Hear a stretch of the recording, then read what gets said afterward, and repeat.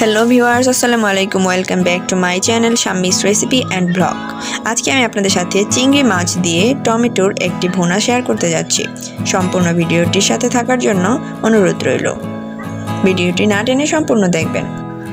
আমার চ্যানেলের সবগুলো ভিডিও সবার আগে পেয়ে যেতে এখনই আমার চ্যানেলটিকে সাবস্ক্রাইব করে দিন এবং পাশে থাকা বেল আইকনটি ক্লিক করুন। এখন আমি পেঁয়াজ কেটে নিব।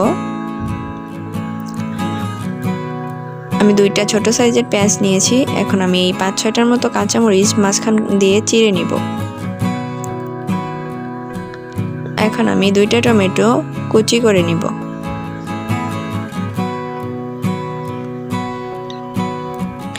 এখানে আমি নিয়েছি ছোট চিংড়ি, হলুদ, মরিচ ও ধনিয়ার গুঁড়া।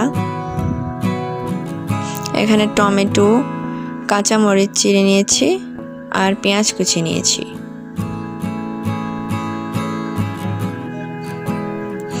এখন আমি একটি কড়াইয়ে তেল গরম করে পেঁয়াজগুলোকে বাদামি করে ভেজে নিব। চুলার আঁচটা অবশ্যই মিডিয়াম লো আঁচে রাখতে হবে। এমন সব মজার ভিডিও পেতে আমার চ্যানেলটিকে এখনই সাবস্ক্রাইব করে দিন এবং পাশে থাকা বেল আইকনটি টিপে দিন, তাহলে সবার আগে চলে যাবে আমার ভিডিওগুলো আপনার ফোনে। আমার পেঁয়াজটাকে বাদামি করে ভাজা হয়ে গেছে। এখন আমি এর মধ্যে চিংড়িগুলোকে দিয়ে দিচ্ছি।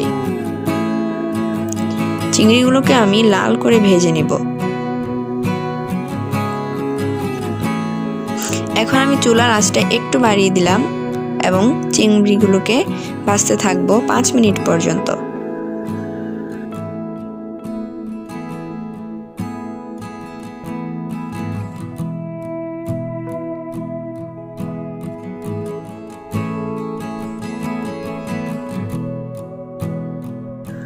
পাঁচ মিনিট ধরে আমি চিংড়িগুলোকে ভেজে নিয়েছি। এখন এটা কিছুটা লাল কালার এসে গেছে। এর মধ্যে আমি এখন মরিচ গুঁড়া, হলুদ গুঁড়া এবং ধনিয়া গুঁড়া দিয়ে দিচ্ছি। এগুলোকে আমি ভালোভাবে ভেজে নিব।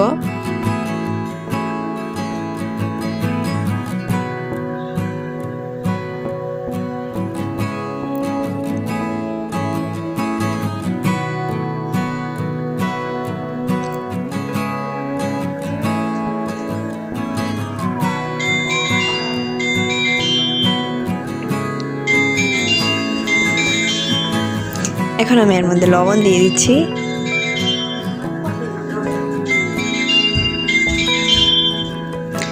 এখন আমি এখানে সামান্য পানি অ্যাড করব এবং কষিয়ে নেব।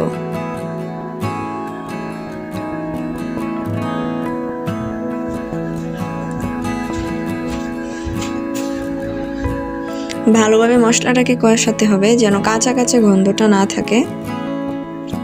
এই পর্যায়ে আমি এটাকে ঢেকে দিচ্ছি। আমি 5 মিনিট এটাকে ঢেকে রেখে কষিয়ে নেব।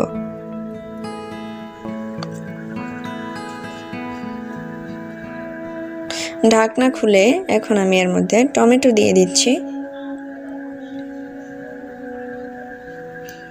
এখন আমি এটাকে ভালোভাবে একসাথে মিশিয়ে নিচ্ছি। টমেটোটা সিদ্ধ করে নেব ভালোভাবে।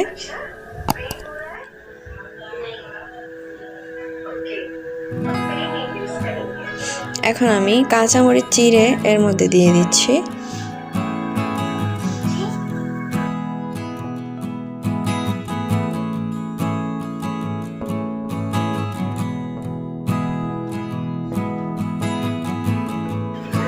কিছুক্ষণের জন্য আমি এটাকে ঢাকনা দিয়ে ঢেকে রেখেছিলাম টমেটোগুলো সেদ্ধ হওয়ার জন্য। এখন টমেটোগুলো সিদ্ধ হয়ে গেছে।